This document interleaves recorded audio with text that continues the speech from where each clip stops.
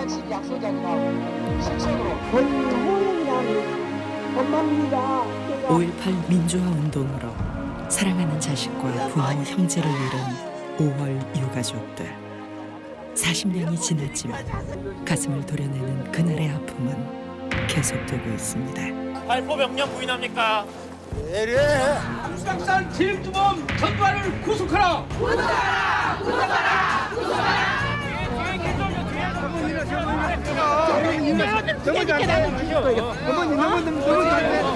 저놈이 나도 죽겠어.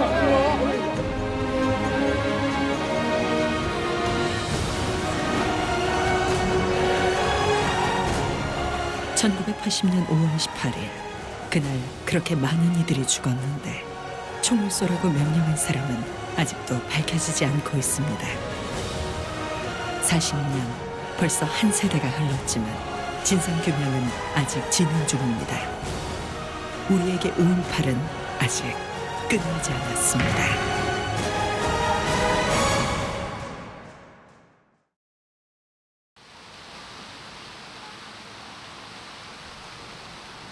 (1980년 5월 18일) 계엄군에 맞서 최후의 항전을 벌였던 옛 전남도청에 특별한 분들이 모였습니다.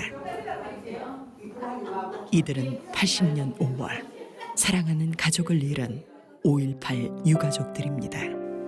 관도 없고 베니라 짝에다가 뚜껑도 능글능글한 베니라 짝에다 또 강목으로 똘똘 몰아서 옷도 뭣도 없이 그렇게 해서 갔다가 그렇게 나왔습니다. 당시 19살이었던 아들 호영이 총칼에 찔려 성한 데 없었던 아들을 생각하며 어머니는 닭종이를 만지고 또 만져 아들의 몸을 만들어줍니다.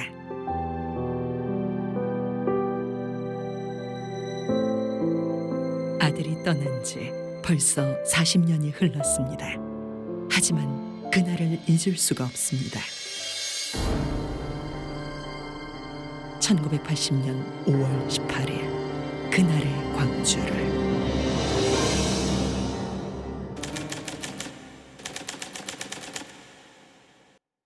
1979년 10월 26일 대한민국의 역사를 뒤흔든 한방의 총성이 울려 퍼졌습니다.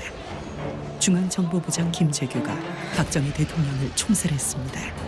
이로 인해 18년 유신 독재는 막을 내렸고 국민들은 새 봄을 기다렸습니다. 그러나 국민의 기대도 잠시 전두환을 중심으로 신군부 세력이 군사반란을 일으켰습니다.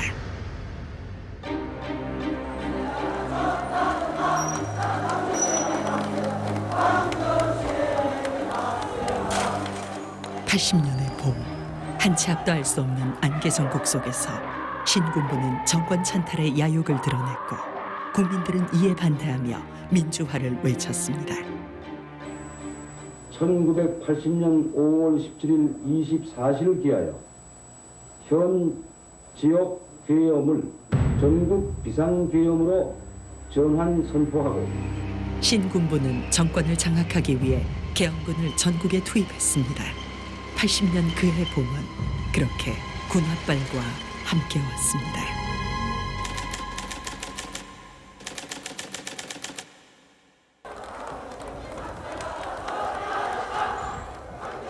(5월 18일) 비상계엄이 전국으로 확대되자 전국의 대학생들은 계엄 해제를 외치며 거리로 뛰쳐나왔습니다. 시위 진압을 위해 전국의 대학에는 공수특전사들이 투입됐습니다. 광주도 마찬가지였습니다. 당시 광주에 투입된 공수부대의 작전명은 화려한 휴가. 이들의 진압 방식은 잔인했습니다. 도망가는 사람을 끝까지 쫓아가 곤봉으로 내리쳤고 대검으로 마구 찔렀습니다. 시민, 학생 가리지 않았습니다. 저도 이해가 안 가요. 그게 우리가 나쁜 짓을 하고 그랬다면 모르는데 아무 않고 바둑을 뒤고 있는데 무엇이 후다닥 하기에 고기만 돌리는 것밖에 생각이 안 나요. 방향을 한다든가 싸움을 했다든가 그런 것도 없이 느닷없이 맞아보니까 이게 참... 계엄군의 살인적인 진압에 희생자들이 속출했습니다. 피가 팍팍 솟잖아. 동맥이 이렇게 저기 하니까. 우리 옷에도 피가 쏟고 벽에도 막 이렇게 피가 쏟구치고. 도대체 계엄군은 왜 이렇게 살인적이었을까요? 당시 전두환 신군부는 정권을 장악하기 위해 김대중을 간첩으로 몰았고 그의 사주로 광주 시민이 폭동을 일으켰다며 무고한 시민들을 무참히 살해했습니다.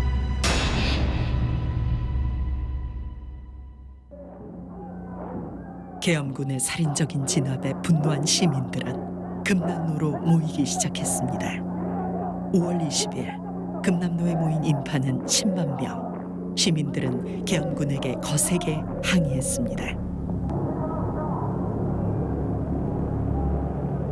시위대의 규모가 커지자 계엄군은 병력을 늘려 강경 진압으로 맞섰습니다.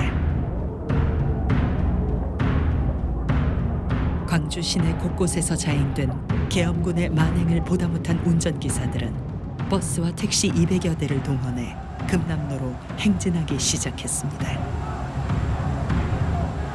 학생들을 우리가 방패막이 좀 대주자. 맨몸으로는 안 되겠고 군대식으로 장갑차 대용으로 차로 장갑차 행시에 군진해가지고 진영을 짜가지고 차로 밀자. 그 방법밖에 없다. 시민들은 이대로 밀어붙인다면 계엄군을 몰아낼 수 있을 거라 생각했습니다. 그러나 매일 1,000명의 병력을 증파하던 계엄군은 다음 날 5,000명을 더 투입해 초강경 진압에 나섰습니다.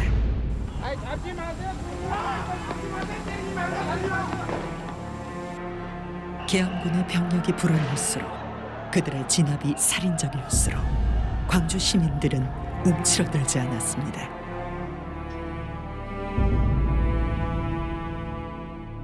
분노하며 더 저항했습니다. 당시 전국은 비상계엄 상태. 전국 모든 도시에 공수부대가 투입됐지만 계엄군과 맞서 싸우며 끝까지 들고 일어선 곳은 광주가 유일했습니다.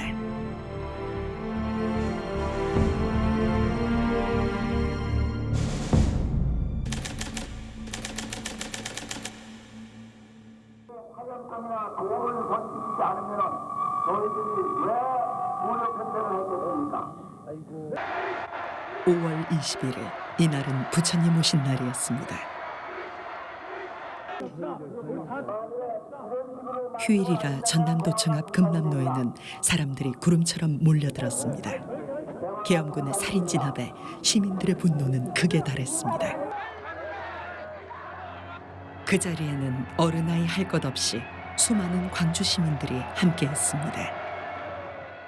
뭔 애국가 소리하고 쳐다봤죠? 근데 애국가 소리가 딱 멈추자마자 총소리가 콩복듯이 나는 거예요. 내가 물을 떠났던 군인이 시민들을 향해서 발포했다는 거죠.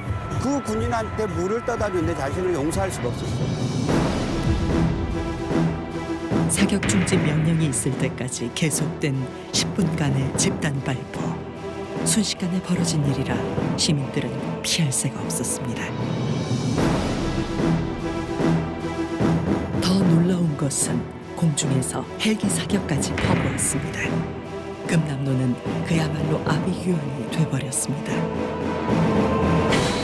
눈앞에서 벌어진 끔찍한 광경에 분노한 시민들은 마침내 무장을 하기 시작했습니다. 맨손인 사람들한테 총을 쏘고 죽이는데 이것을 무기를 들지 않는다고 하면 저들에게 다 개죽음을 당할 수 있겠다.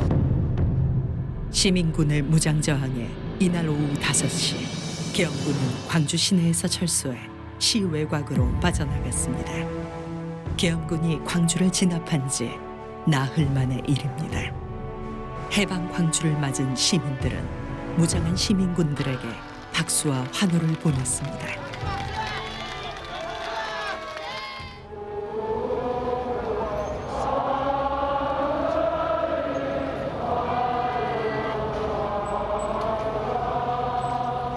총칼을 든 계엄군에 맨몸으로 저항했고 내 가족과 친구가 죽임을 당하자 총을 들고 나선 이들은 폭도가 아닌 평범한 광주 시민이자 우리의 이웃이었습니다.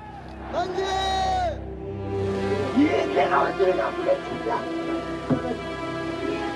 제가 조지한테 죽여버린 그런 개새끼야. 계엄군의 집단 발포로 하루아침에 가족을 잃은 시민들은 절규했습니다.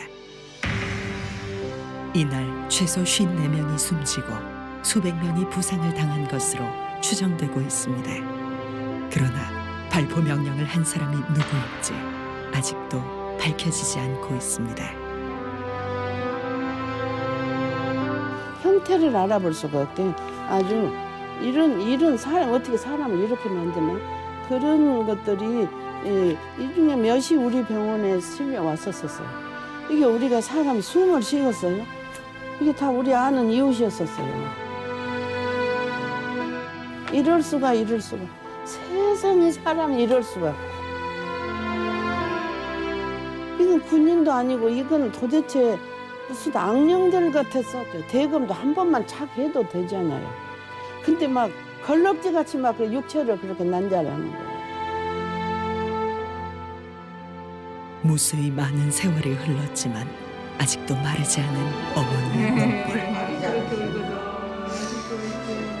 이 나쁘다고 못 찾아서 내가 못 찾았다고 그랬어. 그래갖고 22년 만에서 찾아갔어요. 어머니조차도 알아볼 수 없을 정도로 훼손된 아들의 시신. 생각을 써야지. 22년 뒤 5.18 묘지에 묻힌 무연고자들의 유골 DNA 감식 과정에서 어머니는 아들을 겨우 찾았습니다.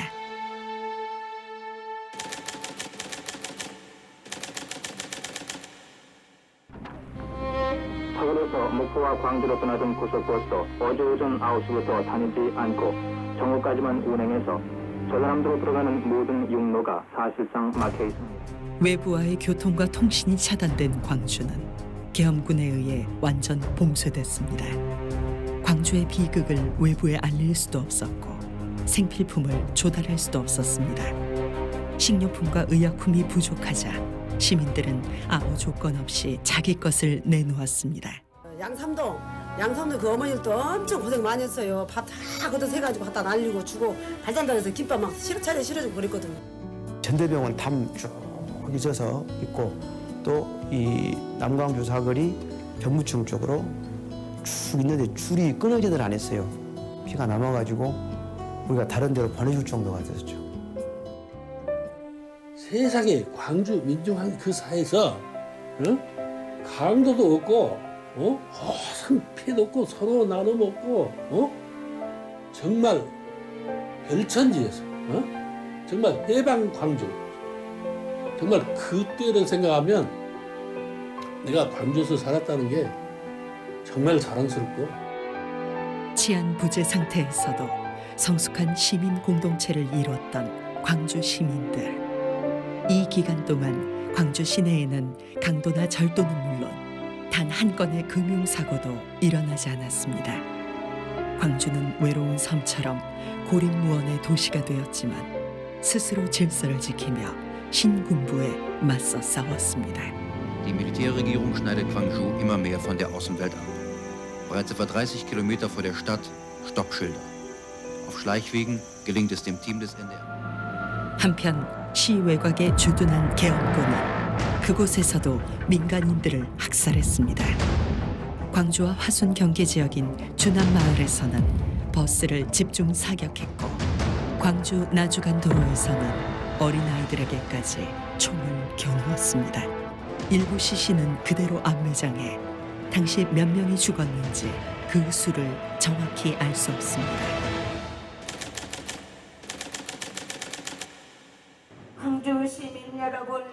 27일 새벽 계엄군이 다시 들어온다는 소식에 시민들은 두려움에 떨었습니다. 저는 올 안에 있고 나는 밖에 가 있어서 가자 집에 가자 그러는데 엄마 창근이가 죽어갖고 이렇게 돌았는데 친구가 죽었는데 나만 살겠다고 집에를 가면 쓰겠어. 엄마도 생각해 보시오. 그 사수하겠다고 하는 사람들은 그날 그 다음날 새벽이면은 계엄군이 덮칠 줄을 다 알고 있었어요.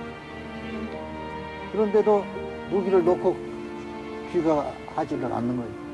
그러니 얼마나 안타까워. 한 3시나 되었을까 그랬는데 3시 못 되었던가. 총소리가 콩튄 소리가 나요.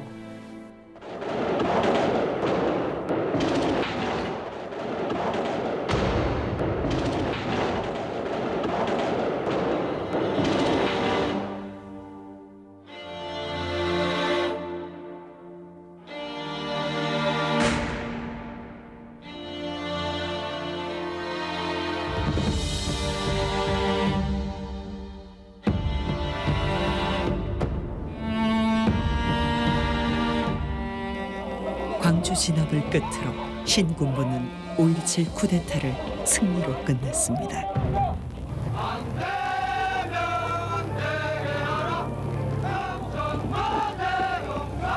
전남북 계엄본소에서 알리는 말씀입니다. 6시 현재 작전 결과입니다. 민간인 피해는 하나도 없었습니다.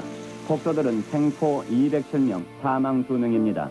이상은 전남북 계엄본소에서 알리는 말씀이었습니다. 신군부의 발표와는 달리 이날 윤상원 열사를 비롯해 26명이 사망했고 생존자들은 모두 군부대로 끌려가 갖은 고문과 구타에 시달려야 했습니다. 민주주의를 열망하며 계엄군에 맞서 싸운 광주 시민들.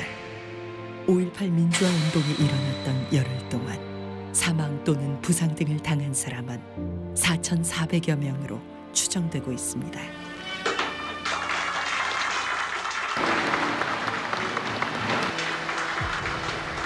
본인을 제11대 대통령으로 선출해 주신 통일주체 무고한 시민들이 흘린 피해 대가로 추악한 권력을 얻은 신군부. 그러나 역사는 승자의 편이 아니라 정의의 편이라는 것을 그들은 알지 못했습니다.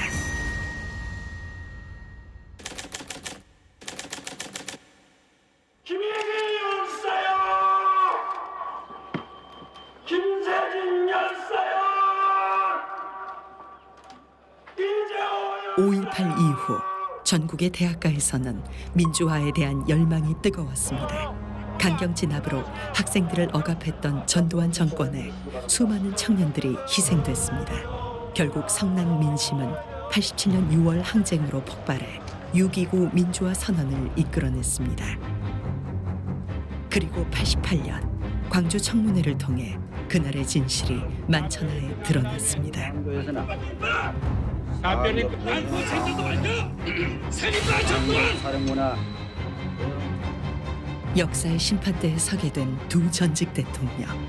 1997년 전두환과 노태우는 군사내란과 내란 목적 살인죄 등으로 각각 징역 17년과 무기징역을 선고받았습니다.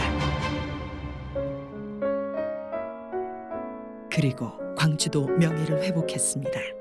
폭도로 내몰렸던 희생자들은 유공자로 5.18 사태는 5.18 민주화 운동으로 그들의 정신과 희생을 기렸습니다.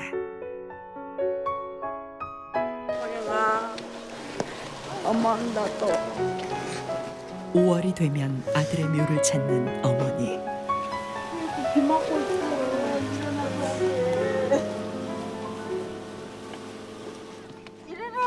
일어나야 아빠 늦게 일어나.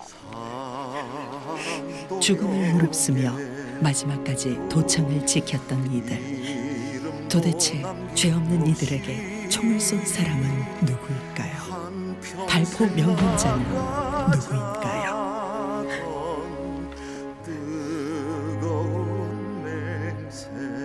나는 죽어서 가서 만날 것을 각오하고 있어.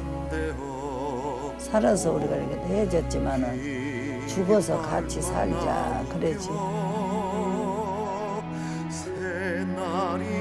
우리는 이러고 살지만 앞으로 내 새끼들, 후손들이 이런 나라에서는 살아서는 안 된다. 그래서 우리가 이것을 그냥 좋게 만들어서 후손들에게 줘야 된다. 저는 그것이 강했어요. 그래서 열심히 투쟁을 했지.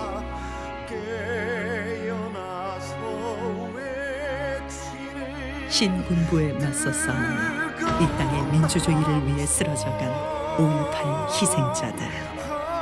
그들의 정신을 기리기 위해 유가족들은 평생을 싸워왔습니다. 이로써 5.18은 한국 민주주의의 밑거름이 되었고 한반도를 넘어 전 세계에 민주화, 인권, 평화의 정신을 전하고 있습니다.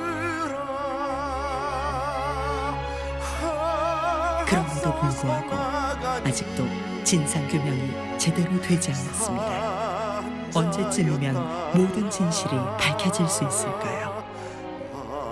반성 없는 역사, 바로 잡히지 않는 역사는 언젠가 또 반복됩니다.